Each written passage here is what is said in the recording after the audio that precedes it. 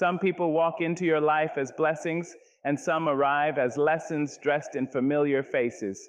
Not everyone who smiles at you is meant to stay with you, and not every hand that claps for you is happy about your rise. Growth is a sacred act, and anything sacred must be protected. There comes a moment in life when self-love speaks louder than guilt, when peace becomes more valuable than popularity, and when letting go is no longer painful, it becomes powerful. Today is not about anger or revenge. It is about truth, courage, and choosing yourself, because the life you are becoming demands space, and not everyone deserves a seat in your tomorrow. There are people who carry their pain like a badge of honor, polishing it daily, presenting it to the world as proof that life has been unfair to them. Once upon a time, their story may have been true. They may have been hurt, abandoned, overlooked, or broken in ways that deserve compassion. But somewhere along the road, healing knocked on their door and they refused to answer. Instead of rising, they chose to remain seated in sorrow, and instead of walking forward, they built a home inside their wounds. The constant victim does not seek solutions, they seek witnesses. They do not want light, they want sympathy. Every conversation bends back to their suffering. Every moment is a reminder of what they did not get, who wronged them, and why the world owes them more. When you offer hope, they offer excuses. When you offer strength, they offer stories. Slowly, without you realizing it, their sadness begins to feel heavier than your own dreams. Be careful, because pain is contagious when it is nurtured instead of healed. Spend enough time with someone who believes they are powerless, and you may start questioning your own power. Their fear becomes your hesitation. Their hopelessness begins to whisper in your ear. They do not push you forward. They pull you down, not because they are evil, but because misery feels safer when it has company. Understand this truth with a gentle but firm heart. You are not responsible for saving someone who refuses to stand. You can hold their hand, but you cannot walk for them. You can open the door, but you cannot drag them into the light. Love does not mean sacrificing your future on the altar of someone else's past. Compassion does not require you to drown just because someone else refuses to swim. There comes a moment when you must choose growth over guilt, when you must accept that some people are more comfortable in chains than in freedom, more familiar with pain than with peace. And when you start to rise, your movement threatens their stillness. Your healing reminds them of their refusal to heal, and so they may resent your strength, even while asking for your sympathy. Letting go of the constant victim is not cruelty, it is clarity. It is saying, I honor your story, but I will not live inside it. It is choosing to walk toward a life where pain is acknowledged but not worshipped, where wounds are treated, not treasured. You deserve relationships that inspire courage, not helplessness, growth, not stagnation. And as you step forward, lighter and freer, remember this. You are allowed to choose people who rise because you were never meant to stay on the ground. There are people who hear your dreams and immediately reach for their fears. You speak of becoming, of building, of rising beyond what you have known, and they respond with caution dressed as concern. They say they are only being realistic, only trying to protect you, only speaking from experience. But listen closely, because fear has a way of wearing the mask of wisdom. These are the ones who look at your wings and remind you of gravity, who see your light and warn you about the darkness instead of teaching you how to shine. Dream dimmers are not always loud or cruel. Often they are gentle, familiar, and close to the heart. They may be family, friends, or voices you once trusted deeply. They do not shout you down, they sigh. They do not forbid you, they doubt you. And doubt, when repeated softly and often, can be more dangerous than open opposition. It slips into your thoughts, settles into your confidence, and slowly convinces you to shrink your vision to fit their comfort. They speak from their own unfinished stories. What they could not do becomes what they believe cannot be done. Their limits become the borders they try to draw around your life. When they failed, they learned fear. When they settled, they called it maturity. And without meaning to, they offer you the same small cage they learned to live inside. Not because they hate you, but because your courage reminds them of the risks they never took. If you listen too long, you may begin to negotiate with your own destiny. You start asking for permission to dream. You soften your goals so they sound acceptable. You delay, postpone, and eventually question whether the vision was ever real. This is how dreams fade, not in one dramatic moment, but through quiet compromises made in the presence of fearful voices. You must understand this truth. Faith and fear cannot lead you at the same time. Every great becoming requires belief before evidence, courage before applause, and persistence before understanding. Your dream was given to you not to be approved by everyone who hears it. Some people are assigned to your past, not your future. Some voices are meant to be thanked for their concern and released for the sake of your calling. Removing dream dimmers from your life does not mean hating them or humiliating them. It means protecting your vision while it is still fragile, like a seed that needs the right soil to grow. You do not argue with fear, you outgrow it. You choose environments where possibility is spoken fluently, where hope is not mocked, and where belief is stronger than doubt. When you finally step away, something powerful happens. Your mind grows quieter, your heart grows bolder, and your dreams begin to breathe again. You remember who you were before fear borrowed someone else's voice and made it sound like your own. And in that remembering, you rise, unapologetic, unafraid, and unashamed to believe. Because the truth is simple and sacred. Anyone who truly loves you will not ask you to make your dreams smaller just to make them feel safe. There are people who do not raise their voice, yet somehow leave you exhausted. You sit with them for minutes, and it feels like hours have passed.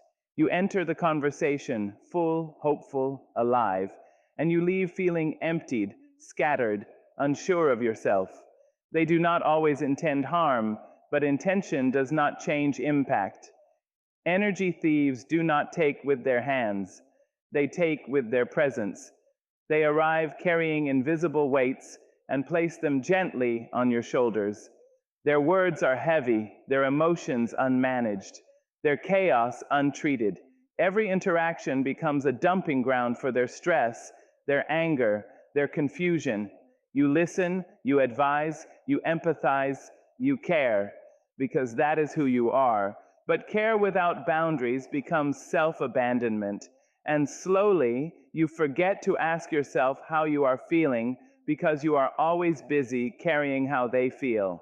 An energy thief often confuses closeness with constant access. They call when they are low but disappear when you are. They lean on you but never learn to stand. Your strength becomes their resting place, and your silence becomes their permission. Over time, you may notice that your laughter fades faster, your motivation weakens, and your spirit feels tired for reasons you cannot explain. This is not weakness, this is warning. Be mindful of how your body speaks when your heart stays quiet. Fatigue after conversations, tension before meetings, relief when distance appears, these are not coincidences. Your soul keeps records even when your mind makes excuses. Energy thieves thrive on emotional availability without accountability. They consume support but resist growth. They seek comfort but avoid change. And without realizing it, they begin to rely on your light instead of learning how to create their own. You must remember this sacred truth. Your energy is your life force. It fuels your dreams, sharpens your intuition, and sustains your joy. Anyone who consistently drains it without restoring it is interfering with your becoming. You are not required to set yourself on fire to keep someone else warm. Love does not demand exhaustion. Connection does not require depletion. Choosing distance does not mean you lack compassion. It means you finally included yourself in it. It means you understand that you cannot heal in the same space that is constantly pulling you apart. Some people need professionals, not partners. Some need self-awareness, not saviors. And some lessons cannot be taught through sacrifice. They must be learned through separation. When you begin to protect your energy, guilt may knock at your door. It will whisper that you are selfish, cold, or unkind. Do not answer. Peace often feels unfamiliar when you are used to emotional noise, but stay there, stay with the quiet. You will soon notice your thoughts becoming clearer, your spirit lighter, your smile more natural, and in that space, you will rediscover yourself. The version that feels whole without explanation, strong without apology, alive without permission. This is not loss, this is liberation, because the people meant to walk with you will energize you, not empty you. They will pour back what you give, and you, finally breathing freely, will understand protecting your energy is not a rejection of others, it is a devotion to your life. There are people who stand beside you, close enough to touch your shoulder, yet never truly stand with you. They smile when you speak of your progress, nod when you share your achievements, and offer words that sound like praise, but feel strangely hollow. Their applause is polite, measured, almost reluctant, as if each clap costs them something. These are the ones who celebrate you quietly, but compete with you loudly in their hearts. Silent competitors do not announce their envy, they disguise it. They listen carefully, not to understand, but to compare. They measure your steps against their own and keep an invisible scoreboard no one else can see. When you rise, something inside them tightens. When you succeed, they search for flaws. They may never speak against you openly, but their energy shifts. Their support grows conditional. Their joy for you feels forced, delayed, or incomplete.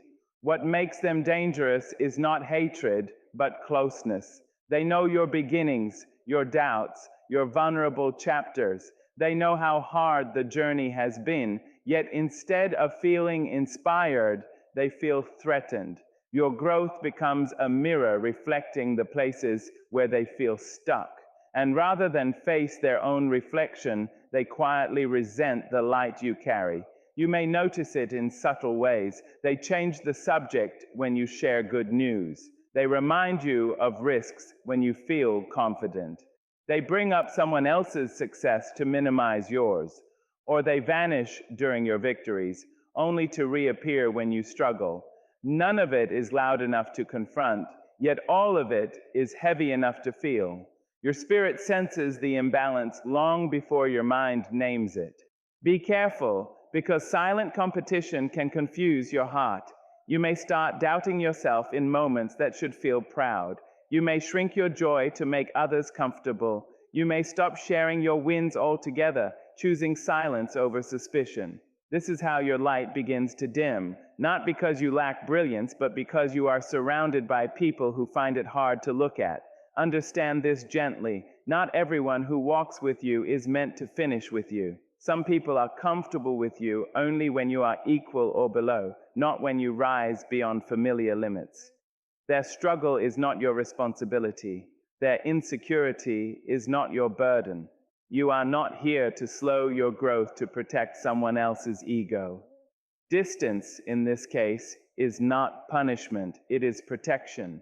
You do not need to explain yourself or expose their envy. You simply need to choose spaces where celebration is genuine, where support is not silent, and where your success does not threaten the room.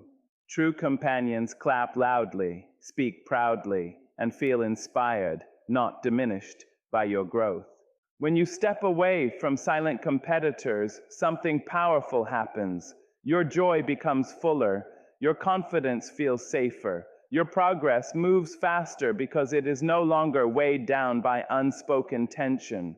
You learn that real support has a sound, a warmth, a presence that feels unmistakably sincere. Let this truth settle in your spirit. You deserve people who cheer without comparing, who celebrate without counting, who love without competing. And when you finally surround yourself with such souls, you will rise freely, knowing that your success no longer echoes in a room full of quiet envy, but in a space alive with genuine applause. There are people who wake up each morning already disappointed with the day. Before the sun has a chance to warm their skin, they have decided that something will go wrong. If it rains, they curse the clouds. If it shines, they complain about the heat. If life gives them opportunity, they focus on inconvenience. They do not see blessings as gifts. They see them as problems wearing better clothes. These are the chronic complainers, and their voice is trained to find darkness even under the brightest sky. At first, their words may sound harmless, even relatable. Everyone complains sometimes. Everyone has bad days. But the chronic complainer does not visit negativity. They live there. Complaining is not a reaction for them. It is an identity. Every conversation becomes a list of grievances. Every moment an invitation to agree that life is unfair. And if you try to introduce gratitude, they respond with sarcasm. If you suggest hope, they counter with reasons it will not work. Their language slowly reshapes the atmosphere around them. Joy feels inappropriate in their presence. Optimism feels naive. You may notice yourself lowering your voice when you are happy, softening your excitement, hiding good news so it does not become another target for criticism. Without realizing it, you begin to dim your light to avoid their shadows. Chronic complaining is heavy because it resists responsibility. Instead of asking, "What can I change?" they ask, "Who can I blame?" They believe the world owes them ease, but never ask what effort they owe the world. And when nothing improves, they complain louder, mistaking repetition for truth. Over time, their constant dissatisfaction begins to erode your gratitude, your patience, and your faith in possibility. Be careful, because what you repeatedly listen to eventually becomes what you believe. Stay too long around a voice that insists everything is wrong, and you may forget how to notice what is right. Their negativity seeps into your thoughts, colors your expectations, and convinces you to brace for disappointment, even in moments meant for joy. This is not realism, it is emotional pollution. You must understand this with clarity and courage. You are allowed to protect your mindset. Gratitude is not ignorance, and hope is not denial. Choosing not to complain is choosing to see life fully, not blindly. You cannot build a future while constantly rehearsing what is wrong with the present. Growth needs optimism the way lungs need air. Distancing yourself from chronic complainers does not mean you lack empathy. It means you recognize that healing requires effort, not endless venting. Some people are more committed to complaining than to changing. And while you can listen, support, and encourage, you cannot carry someone who refuses to stand up and walk toward better. When you step away, you may feel strange at first. Silence replaces constant commentary. Peace replaces noise. And in that quiet, you rediscover how beautiful life can feel when it is not constantly criticized. You begin to notice small joys again, the way laughter feels natural, the way hope returns without effort. Remember this: your words shape your world, and the voices you allow shape your spirit. Choose people who acknowledge pain but also seek purpose, who recognize struggle but still choose gratitude. Because the life you are creating needs light, not endless complaints, and you deserve a circle that can see the sun and still smile. There are people who see your kindness and mistake it for weakness. You give freely, speak gently, and care openly, and they take it as an invitation to overstep, to push, to demand more than you can give. They do not see generosity as a gift. They see it as permission. They do not recognize boundaries as sacred lines. They see them as suggestions to be bent or broken. And slowly, without you realizing it, your heart begins to shrink to fit their expectations. Boundary breakers do not always arrive with hostility. Often, they arrive with charm, with familiarity, with a smile that makes you doubt your own limits. They ask for favors disguised as conversation, take advantage of time disguised as attention, and ask for sacrifices disguised as friendship. At first, you say yes because you care, because you hope to help, because you believe in generosity. But the yeses accumulate, and each one chips away a little more of your freedom, your energy, and your voice. Their actions are subtle, but their effect is heavy. You may notice resentment building in your chest, or fatigue settling in your bones. You may notice your thoughts becoming cautious, your words carefully measured, your laughter more restrained. These are not signs of weakness. They are signs that your spirit knows it has been stretched too far, that the space you have been giving away is yours to protect. Boundary breakers thrive on uncertainty. They test limits, waiting to see which line you will bend first, which rule you will excuse, which principle you will ignore. They do not see their behavior as harmful. In their minds, you exist to accommodate them. Your discomfort is invisible to them, and your patience becomes a tool they rely upon, taking for granted the very kindness that once brought you joy. It is important to understand that saying no is not unkind. Protecting your boundaries is not selfish. You do not owe an explanation to someone who consistently ignores your limits. Love does not demand erasure of self, and loyalty does not require your exhaustion. Each time you allow a line to be crossed, you teach them that your limits are negotiable. Each time you step back, you remind them and yourself that your dignity is not up for debate. Letting go of those who continually break boundaries is an act of self-respect. It is a declaration that your heart, your time, and your energy are sacred. It does not mean you hold anger or hatred. It means you are choosing spaces and relationships where kindness is honored, where respect is mutual, and where care is given without exploitation. When you step away, you may feel guilty at first because we are taught to accommodate others. But guilt is the shadow of misplaced responsibility.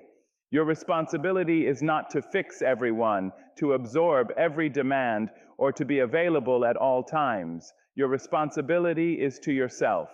As you reclaim your space, something extraordinary happens. You begin to breathe fully again.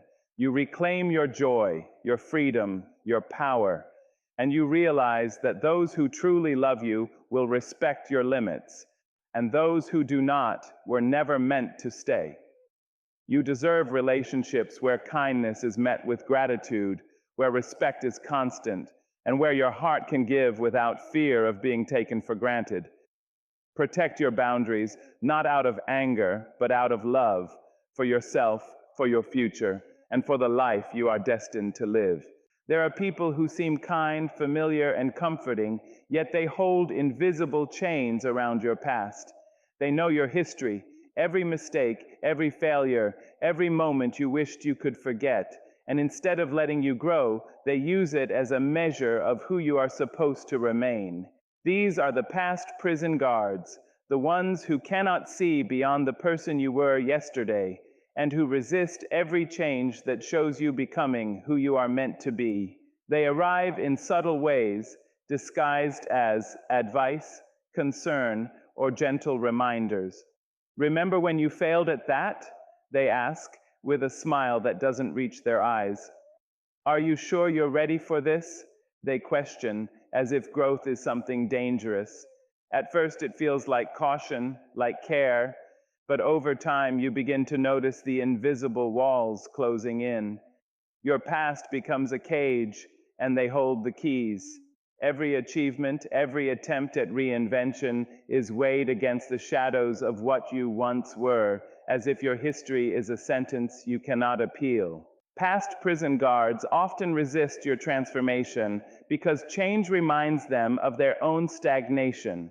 Your courage to evolve exposes the parts of themselves they refuse to face. They cannot rejoice in your growth because it mirrors what they have not allowed themselves to become. And so they pull at you gently, subtly, persistently, hoping to keep you small, predictable, and comfortable within the walls they know. Being around them can be exhausting.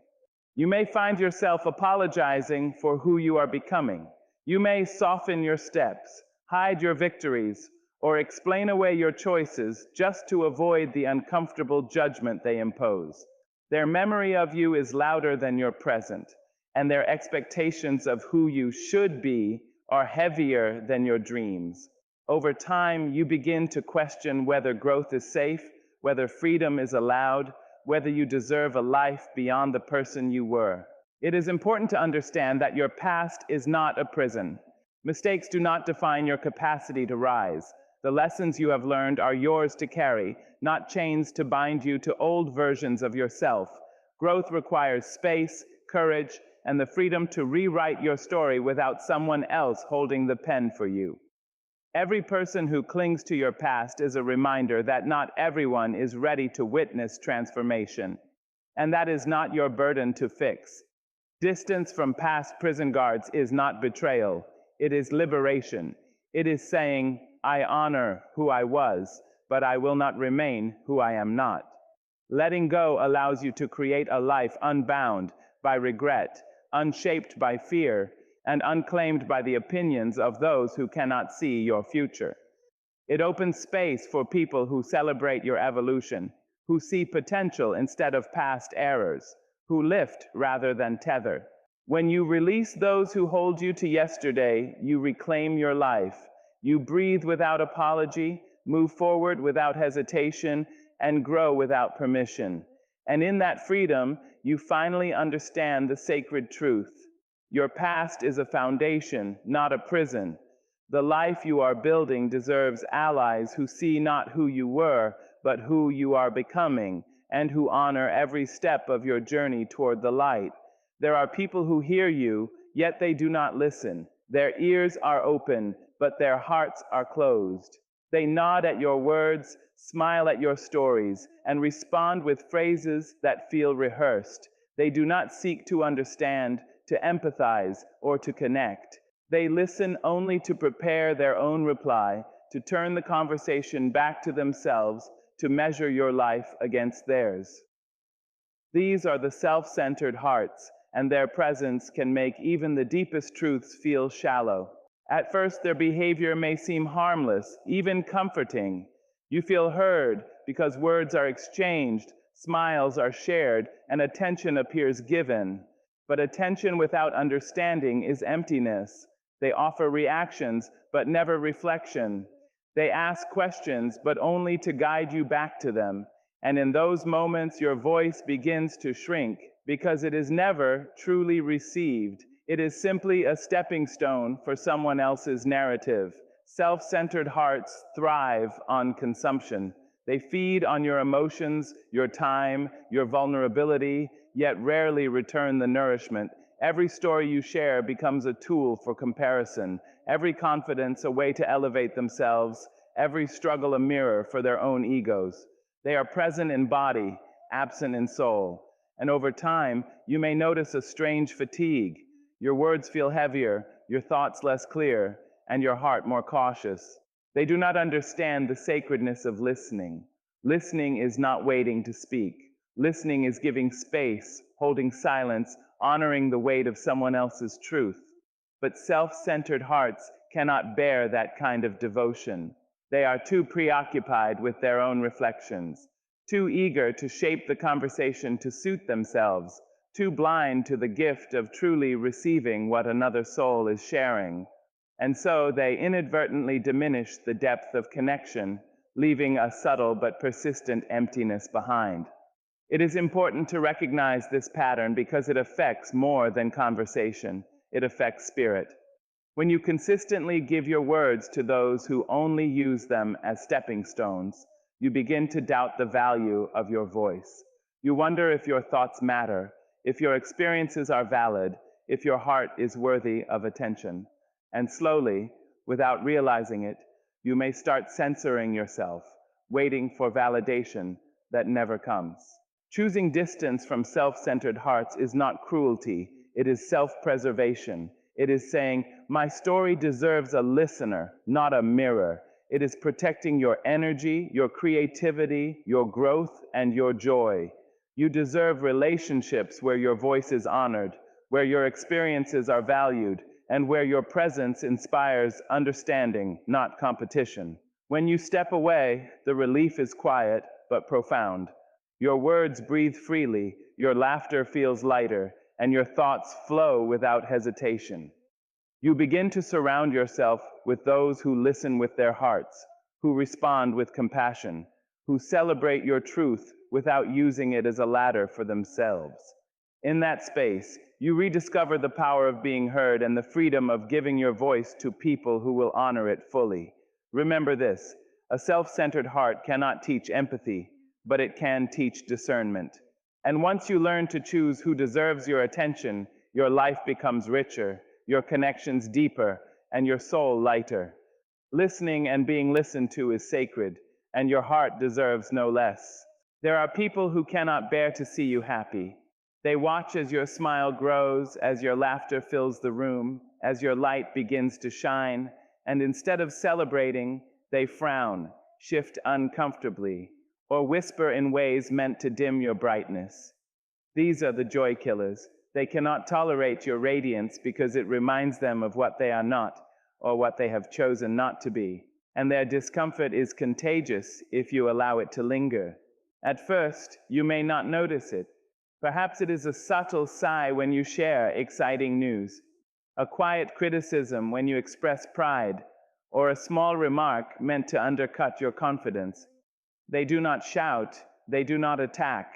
They simply make you question whether your happiness is justified, whether your success is too loud, whether your light is too bright for the spaces you occupy. Slowly, their energy seeps into yours, and what should feel joyous becomes weighted with doubt. Joy killers often live in scarcity, believing that if someone else shines, there is less light available for them. Their fear is silent but sharp. They cannot imagine abundance that includes more than themselves. When they see you thriving, they interpret it as a threat rather than a testament to what is possible. They do not cheer for you because your progress forces them to confront their own limitations, their own hesitations, and their own unfulfilled dreams. Being around them can be exhausting. You may notice yourself dimming instinctively, softening your excitement, hiding your achievements, or apologizing for being alive in a way that feels bright and full. Their discomfort becomes a weight you carry, and over time you may even begin to internalize it. Their jealousy masquerades as concern, their criticism as advice, and their silence as judgment. It is subtle, but it is corrosive. You must understand that your happiness is not negotiable. Your light is not theirs to control. No one has the right to make you feel small to protect their own insecurities. Joy is sacred. It is the expression of your soul, the celebration of your existence, and the proof that you are becoming the person you were meant to be. When someone resents it, it is a reflection of them, not of you. Removing joy killers from your life is not cruelty. It is an act of self-preservation. It is saying, I will not apologize for being alive. I will not dim my light to make others comfortable. I will protect my spirit, my laughter, my happiness. Surrounding yourself with people who celebrate your victories, who glow alongside your light, and who find inspiration in your growth will elevate not only your life, but theirs.